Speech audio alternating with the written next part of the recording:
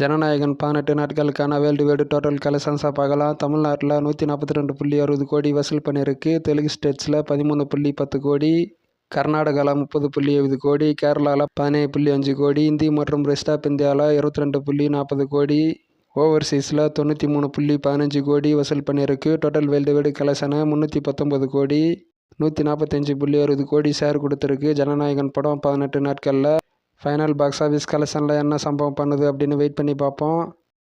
லோகேஷ் கனகராஜ் ஹீரோவாக நடித்த முதல் படமான டிசி படத்துக்கான 3 நாட்கள் டோட்டல் வேர்ல்டு வைடு கலெக்ஷன்ஸாக பார்க்கலாம்.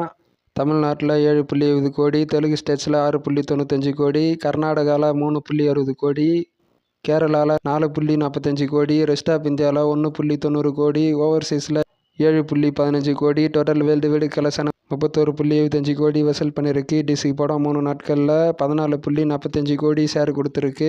பிளாக் பஸ்டர் அப்படின்னு ரிப்போர்ட்ஸ் வந்துட்டுருக்கு. இந்த படத்துக்கு பெரிய வசூல் பண்ணியிருக்கு. தமிழ்நாட்டிலையும் ஓவர்சீஸ்லேயும் இந்த படம் என்ன வசூல் பண்ணுது ஃபைனலாக பாக்ஸ் ஆஃபீஸ் கலெக்ஷனில் அப்படின்னு வெயிட் பண்ணி பார்ப்போம். ஆதிக் ரவிச்சந்திரன் டைரக்ஷனில் அஜித் நடிக்க போகிற டேர் டேவில் ஷூட்டிங்கு செப்டம்பர் மாதம் ஸ்டார்ட் பண்ண போகிறாங்களாம். 75 நாட்கள் முடிக்க அஜித் திட்டமிட்டிருக்காரு. இந்த படத்துக்கான போர்ஷன்ஸு செப்டம்பரில் 6 நாட்கள் மட்டும் ஷூட்டிங்கு நடைபெறும் அப்படின்ற மாதிரி நியூஸ் வந்திருக்கு.